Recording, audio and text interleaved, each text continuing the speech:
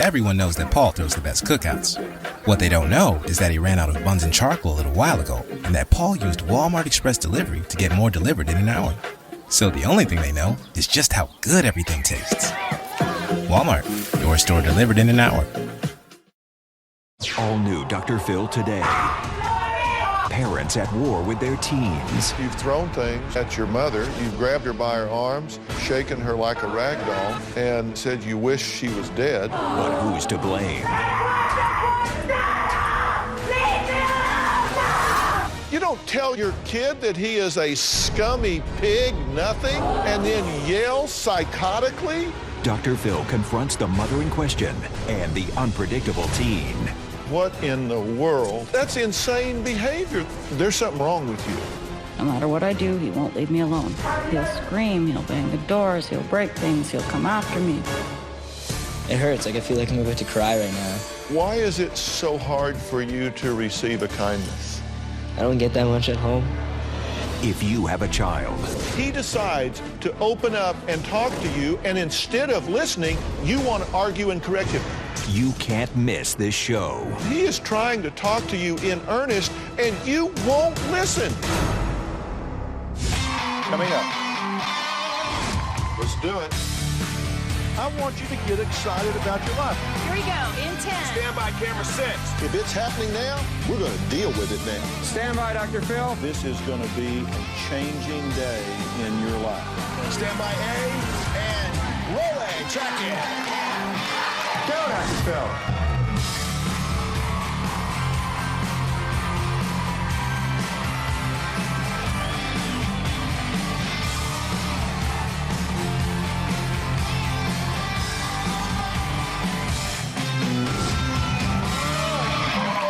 Thank you very much. Okay, now listen to me very, very carefully. If you have a child, you need to stop what you're doing and sit down and watch this show today. I don't care if it is an infant, a preteen, or a teen. You need to watch what we're talking about today, because we're talking about being at war with your teenagers. All right, now, we're dealing with a mom, Sandy, a stepdad, Jim, and 17-year-old Michael. This situation, in my opinion, is in meltdown. It is out of control. The cops have been called 7 times. Take a look. Get away from me! Get away from me! You're going insane! Michael gets physically abusive with me almost every time we have a serious argument.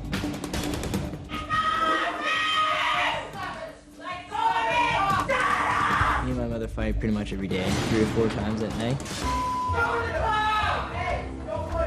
The first time when he was physical, Michael held my arms. He was yelling and swearing and throwing me around like a rag doll. When my mother and I fight, physical or verbal, my mom always involves the police. She will be the one that calls. I tried to take the computer away downstairs. I have had the cords wrapped around my arms from the computer. Another incident, I was on the stairs, coming upstairs, and he picked up a baby gate and threw it. He missed me and put a hole through the wall. One day, my son Michael, I was running away from him in fear. I went upstairs and I closed myself in the bathroom. This is where I come to try and hide from Michael. I am terrified that my son Michael will go too far and physically abuse me or my husband so badly that it can't be fixed. I can't escape the conflict between my mother and I. When my mom gets home, sometimes it can be like World War III. When my son Michael loses his temper, he turns into a different person. I see it change in his eyes. His body language changes.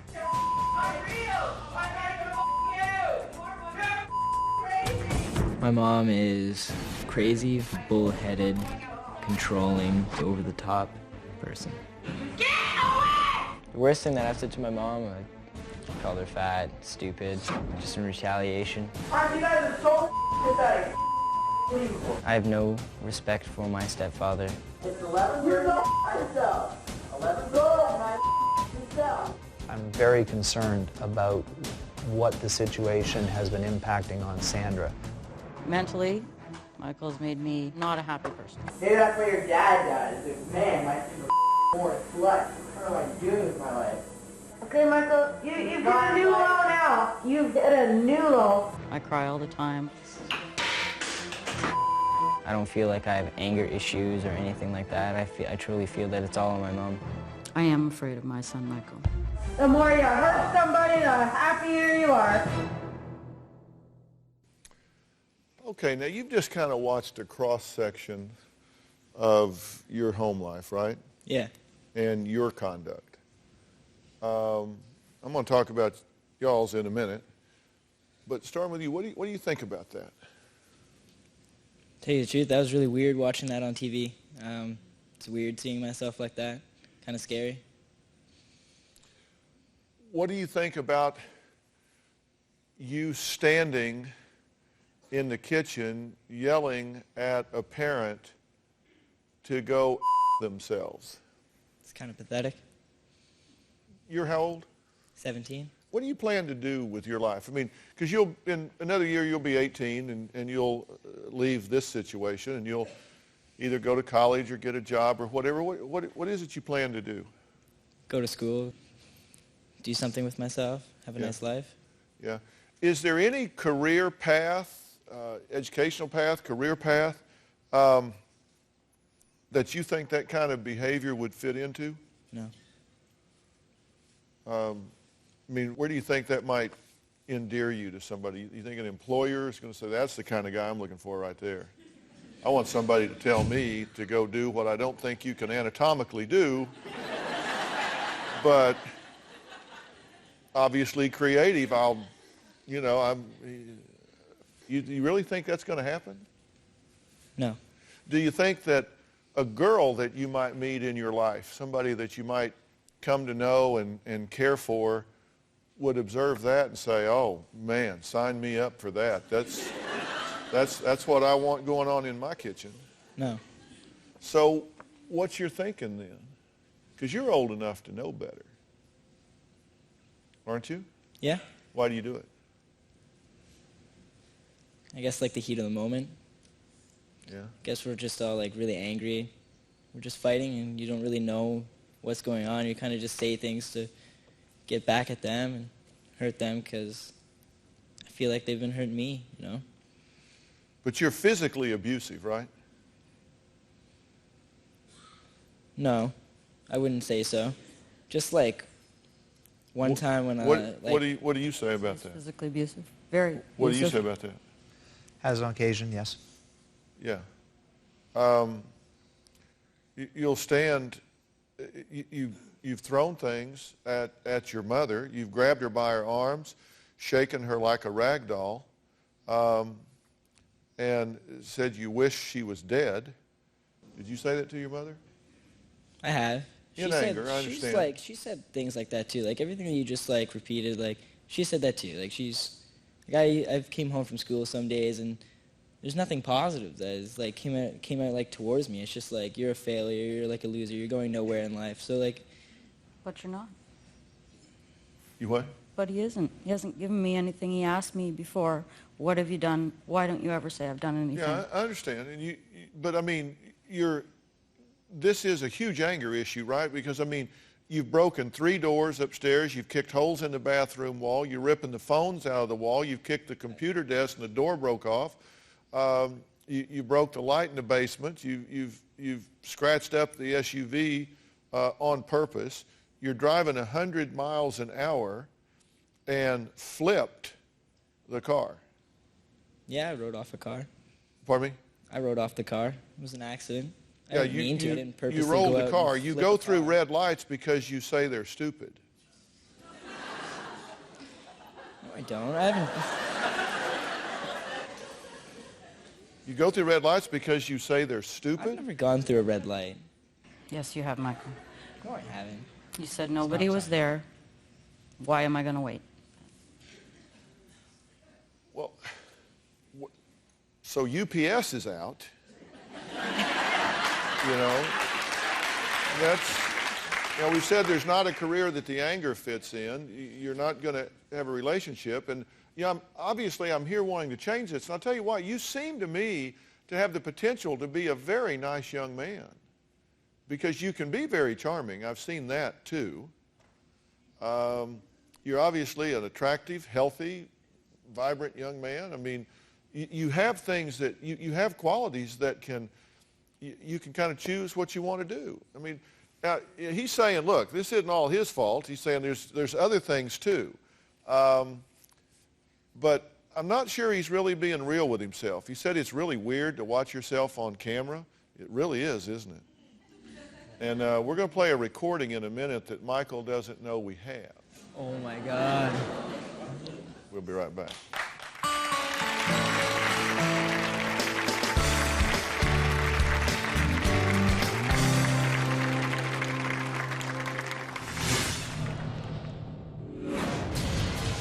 I am not allowed to use the car or drive because last February I got in a car accident.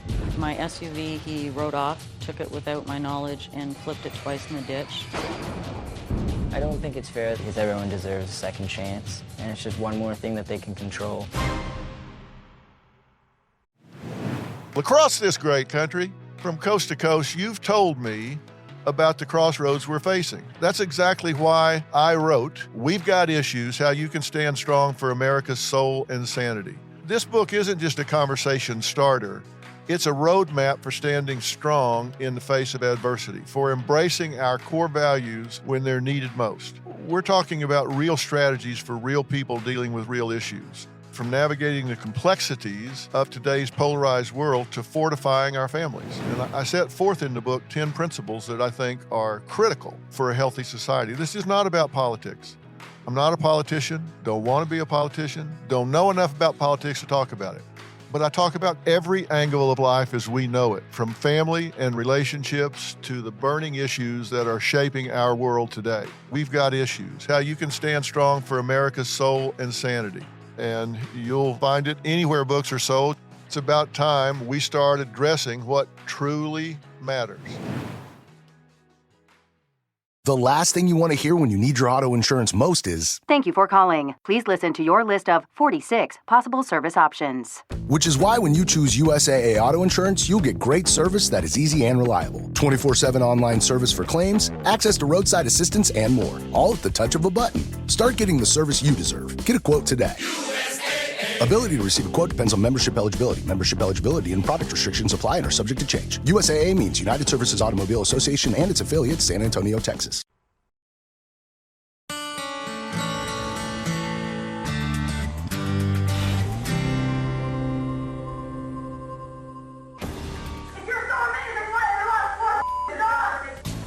Michael's now been fired from his newest job, and this is now Michael's 4th job he's been fired from since the start of the year. I hear that you were let go of the job? Yeah. What happened? Why do you care? It's not your job. It's mine. Well, it was mine. Today we're talking about when you wind up at war with your teens. You know, families are supposed to be units. They're supposed to be integrated, where everybody supports everybody, and they're all in this together.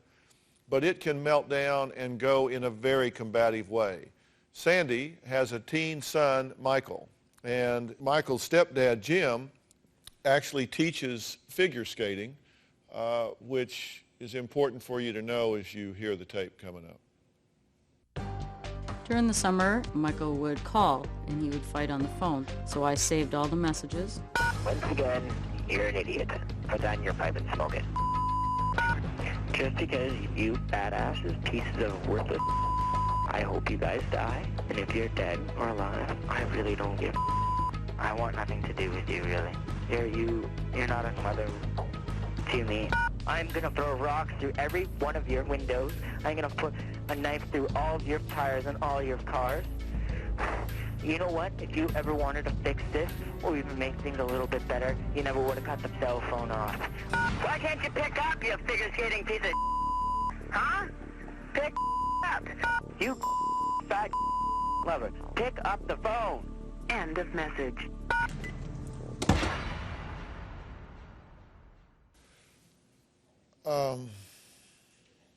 What do you say about that? I wish I saved all the phone calls that I got from her. Well, we're going to talk about that in a minute, but let's talk about these that we have here. That's I've got stuff that is going to put a full light on all of this in a minute, but I'm wondering how you feel about that. It's embarrassing. Because that wasn't one time. That was across time, right? That was several different phone calls. Yeah. It wasn't just like you had a bad day. That's kind of reflective of the way you engage. What are you so upset about? It's a good question. I'm not sure. Just, I guess the whole lot of things. Where we are now, like here, like, it shouldn't have, like, I love my mom. We shouldn't have got to this point to be here. Like, this should have been fixed since, like, day one. Like, this is just straight up embarrassing. This is, like, a failure as a family, the way, like, we've been. Like, I just think, like, how we've all dealt with this, and, like, it's embarrassing on my part, and it's embarrassing on their part. And I just feel like this shouldn't have happened, and I'm angry about it. And, like, more you, like, show me this, it's just, like, it hurts. Like, I feel like I'm about to cry right now. Like, especially, like, I have, like, an audience watching this, too. Like, I'm not the type of guy that just, like, goes out and, wants everyone to know about their problems and everything. And, like, this is hard to see. Like, it's hard to hear that the way that I was like that. I don't know. It's just weird watching it. And you know, this audience are all parents, and they all have kids. I've got a 21-year-old. I got a 28-year-old. I've raised 2 boys along with my wife, Robin. And I think that the only time is now. This should have been fixed a long time ago. You have no disagreement from me about that. But what I know is school's not working. I mean, you're skipping school, right? I do sometimes. Well, you've been suspended. You've been kicked out. You cut school. You're not really into that. You're not really into this. You're just kind of going through life just like hugely pissed off. And here's what I know. When I see somebody that presents an angry front, I don't even look at the anger. I just push it out of the way and see what's behind it. And what's behind it is always hurt, fear, and frustration. And I don't think you like this any more than they do.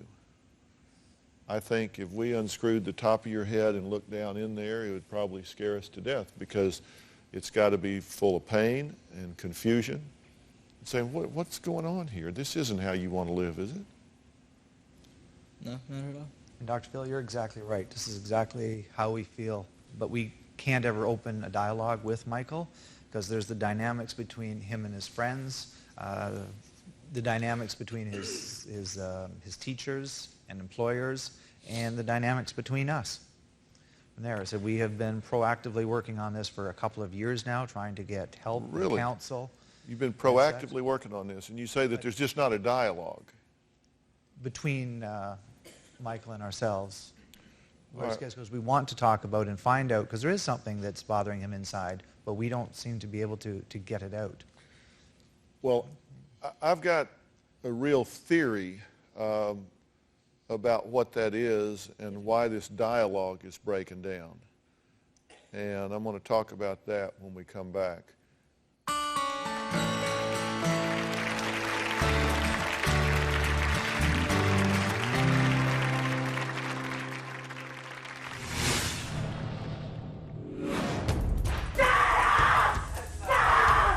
My mom is so overdramatic. Leave me alone! Get away from the later!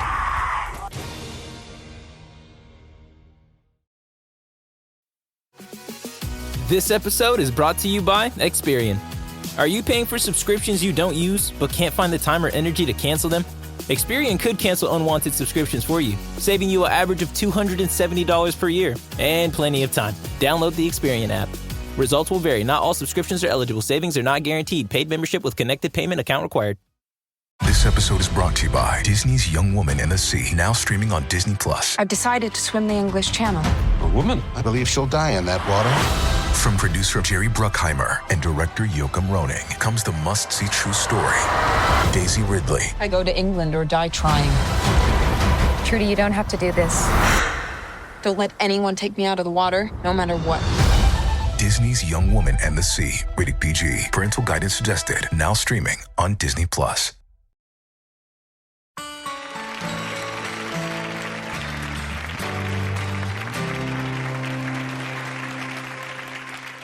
We're talking today about when a family situation can melt down into outright battles, and particularly with your teens. Sandy and her husband Jim, who is the stepfather to 17-year-old Michael, are all here today. They say they have fights that just go on.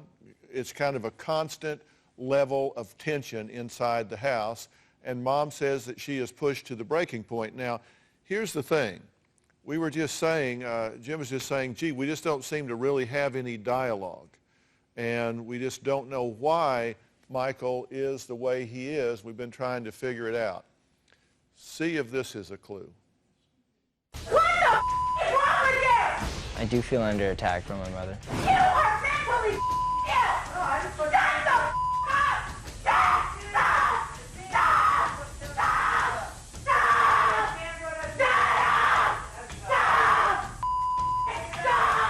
The worst thing that my mom has ever said to me, she's told me to go die before. I'm not her son. I'm a failure. You are nothing.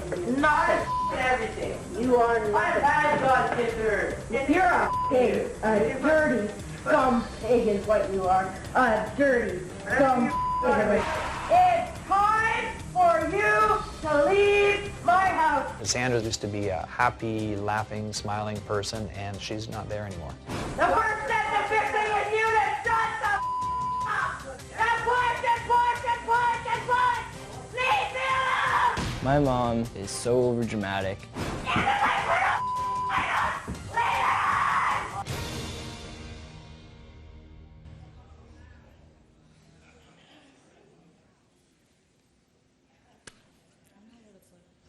What's going on here? What in the world is going on? He just won't stop. When I ask to be left alone, he won't leave me alone. He'll follow me around the house. He'll scream, he'll bang the doors, he'll break things, he'll come after me. No matter what I do, he won't leave me alone. Okay, I understand that kids can be frustrating. You just watched yourself on tape. What do you see? I see when I'm feeling like that it isn't even me. I feel like I'm standing outside screaming and it's not even me. But you understand this is not about him. No. And you understand you're the adult. Yes. And you look at me and say, well, we've just been proactively working on this, but we just didn't seem to get up a dialogue. There's no dialogue here. That's insane behavior. There's no sensibility to that. It didn't just happen out of nowhere. It didn't just. Are you justifying it? Did you come here to figure this out, or do you want to justify that? Because we can spend the time we have justifying that. I'm 100% wrong in the way I act. I know that. You said it just didn't come out of nowhere, though. It's because he won't stop. He won't leave me alone. He is your son. He is a blank slate upon which you write every day from the day he is born. Your behavior is absolutely unacceptable, but wholly understandable. No, do you hear what I'm saying? It is unacceptable, but in this environment, and you can get into which came first, the chicken or the egg. Are you kidding me? You're the parents. You're the mother. There is no theory under which that's okay. There's no theory under which that is a parenting strategy. No, it's not. You don't tell your kid that he is a scummy pig, nothing, and then yell psychotically. That's total. At that point, you've just said, no control. I don't care. I'm just going off, right? Yeah. What do you expect him to do when that happens? Even if you think he provoked it. To just walk away. Why can't we just walk away and then but talk what do you expect him to think and feel when you grow up with that?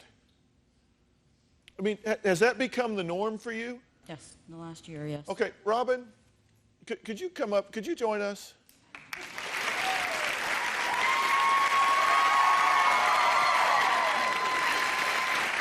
See, Robin, this is Jim and Michael. How are you? I know I'm ambushing you here, but I knew you just wanted to sit next to this. I did. I have. I've been out there wanting to, yes, touch you.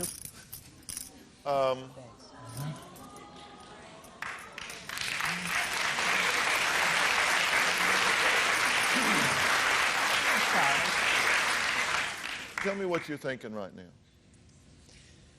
I don't know. No, seriously, what are you thinking and feeling right now? Pretty horrible. Why is it so hard for you to receive a kindness? I don't know. I don't know. It's different. I don't get that much at home. It's not always been like this at all. Not by any means. Sandy's every waking moment is about Michael. You don't make it seem like that. Michael, you've had hugs and kisses. Like even just your like entire driving life. around here, like you're flipping out about directions and stuff and screaming and yelling. Like it's annoying. Okay. It's a headache and a half. Like it's just a straight up like pain in the ass all the time. Like I come home from school, like I get like there's no love. Like yeah, you can't like you can't buy love. Like yeah, thanks for paying for everything. Thanks for like giving me like amazing opportunities in life. And I don't blame that for you. Like I don't hold that against you. Like I appreciate that, but like you can't buy love. Like straight up. Like buying me like a nice Lacoste shirt isn't gonna make me want to trust you. Isn't gonna make me want to tell you about things. Like there's so much that like when I go over to like different people's houses, it's weird, like the bond like between like mother and son. I just don't have that. Thanks, man. It is different. This feels different, just having somebody be calm and kind. And I understand what you're saying. You're wanting to argue right now. He decides to open up and talk to you, and instead of listening, you want to argue and correct him. No, we do love you. It's always about you. We spoiled you. We've made sacrifices for you. We've done this. That's where you were going with that, right? No. Oh. I was going more. Michael gets love and hand-holding and attention and hugs and kisses all of the time. Like I try to talk to you, and it just turns into yelling and screaming. Like I can't tell you about things, and you don't be on my side. Like you don't. Like when you talk to someone, like you be on their side, and you like then you slowly tell them your opinion. Like when it talks to you, it's just like, no, you're wrong. Here's a kick in the and a slap in the face, and thanks, Mom. Like I learned absolutely nothing out of that conversation. Like you, I can't not believe what I am hearing here, and I may just have to replay some tape. We'll be back.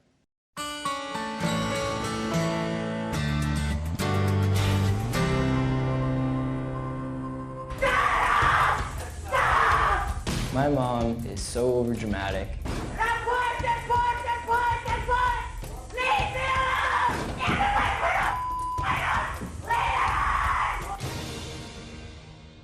Do you know how much and how long it takes to undo that kind of interaction from a parent? Probably can. It's not like, well, I was nice on Monday, but I did that on Tuesday, so we're even going into Wednesday. That's not how it works. No, I'm trying to tell you here, that's not how it works. It takes 1,000 attaboys to undo that kind of thing, which happens repeatedly. Robin, we've raised 2 boys. They're now 28 and 21. Have you ever called one of them a name? I've only called them my precious, loving, darling, unbelievably perfect children. Are they perfect? They're not perfect, but in my eyes, they're close to perfect, yes. Have you ever yelled and screamed at? I have never, ever raised my voice to my children. I have never, ever looked at them with anything but a smile and the love in my eyes. I let them know every day how much I treasure them. I adore them. They are my reason for being on this earth. I would never raise my voice to them. I would never tell them anything but that they are the precious young men that I've had the privilege of being their mother. If anyone looked at my children and spoke to them the way you speak to your son, I would get 10 feet tall and 500 pounds, as Philip calls it, and I would never let that happen. But by the same token, we have very clear rules. I mean, those boys didn't come into the kitchen without a shirt on. I mean, if they had a date with a girl, they treated her with dignity and respect, or if they had her to answer to. I mean, it's not about being indulgent. It's not about looking the other way. It's about providing some calm leadership in a situation. But there is no rules for Michael. He won't follow any rules, no matter what they are. Well, where did that come from? Isn't it true that you have been exceedingly inconsistent? Yes. In your discipline?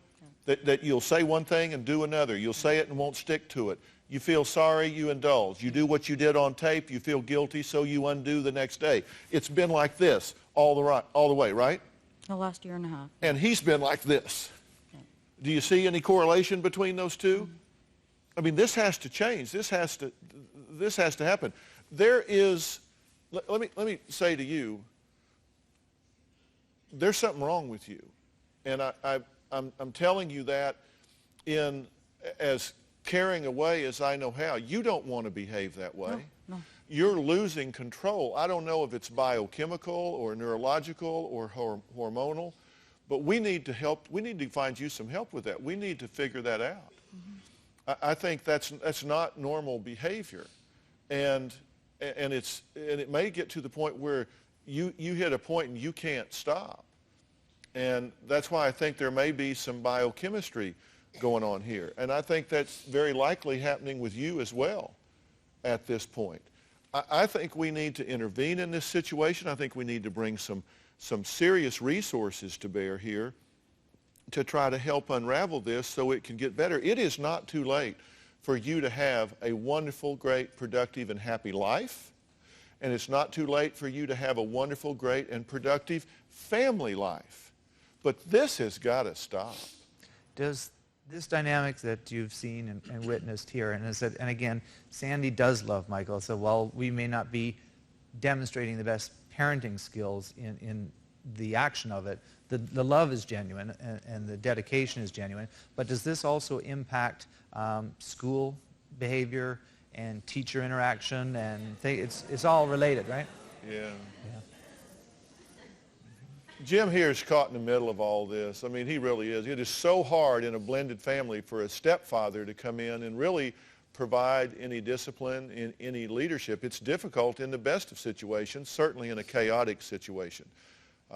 Jim's relationship with his stepson Michael is not adding to the solution. It's being part of the problem here.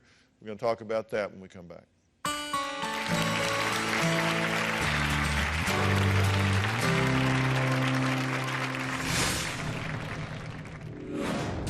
I have no respect for my stepfather. No, you pushed me out, Michael. You pushed me out. No, I didn't. He's hit me, thrown me through closet doors, whipped me to the ground. After Michael threw me to the ground and was wailing away on me, I had to hit Michael.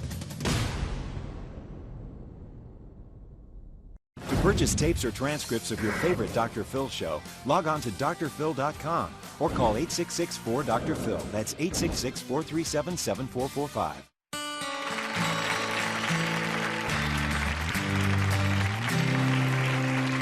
We're talking about when things get to the point that you are actually at war with your own children, particularly your teens. Mom Sandy and stepdad Jim are here, as is teenage Michael. He's 17 years old, and it has been a difficult and combative situation. Now, Michael, you were saying something very important at the break to your mother. What were you saying? Like, how could you guys call yourself good parents or anything like that? Like, you should not bring up the car accident, like, at all. You should not be able to use that against me. Like, what happens if I died? Like, as I said before, like, we went to one of my friend's funerals during the summer together. And you saw like the girl's parents crying, and the girl in the casket. Like, how could you use that against me? Like, that could have been me. Happened to you. That could have been me. I didn't use it against you, Michael. Yeah, you do. You use it against me all the time. Like, for not letting you thanks. drive. Way to go and steal the car. I really want to suggest that you listen instead of argue. I'm sorry. This is such a fundamental dynamic. You don't listen when he's talking. He is trying to tell you what matters to him. I've told you his behavior is unacceptable. I haven't validated that. I haven't glossed over that. It is wrong. But he is trying to talk to you in earnest, and you won't listen. Not only are you talking over him, you're thinking about what you're going to say next while he's talking. You need to hear this, young man. Please, finish what you were saying. The tow truck driver and the ambulance people said beside you and were surprised to know that I was the person in the car. You don't take an Envoy and make it look like a Volkswagen Beetle and live to tell about it. Like, you just don't. Like, they saw, like, did you not remember the look on the face? Like, that was you in the car? They thought, like, I was, like, dead or something. Like, you have the pictures you've seen. You were there. Stop using that against me. It's not fair.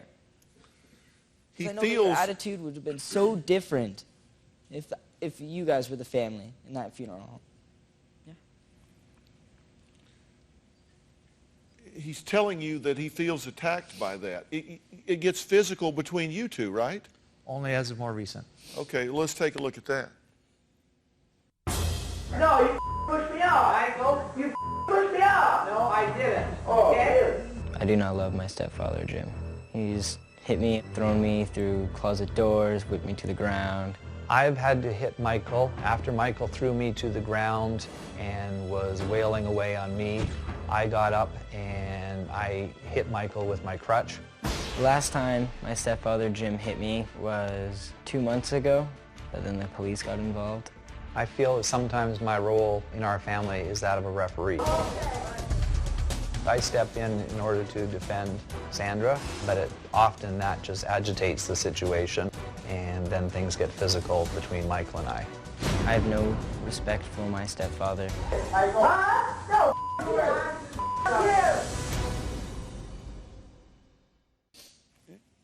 You had a question about that, right? You don't think that's okay, do you? Oh, absolutely not. No, absolutely not.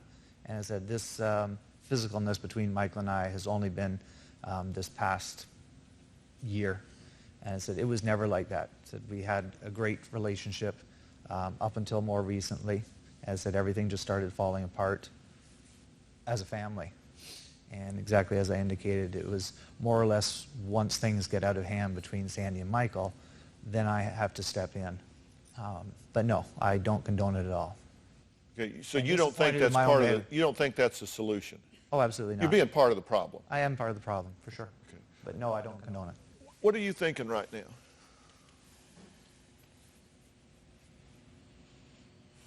What's going through your head? Just how much I love Michael, and I just wish that it didn't come to this.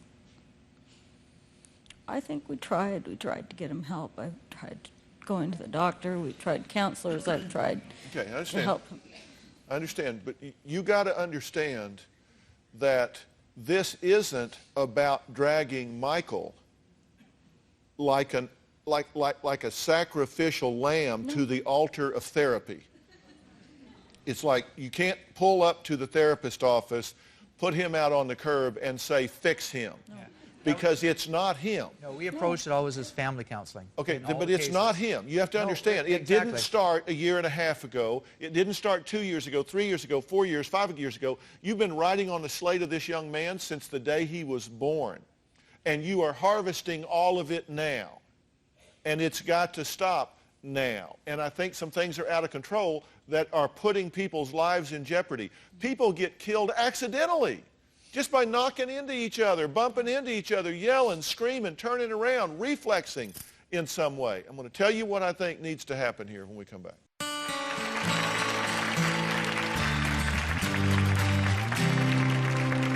I'm back talking about being at war with your teens. Sandy and Jim are here, biological mother and stepfather of Michael, who's 17.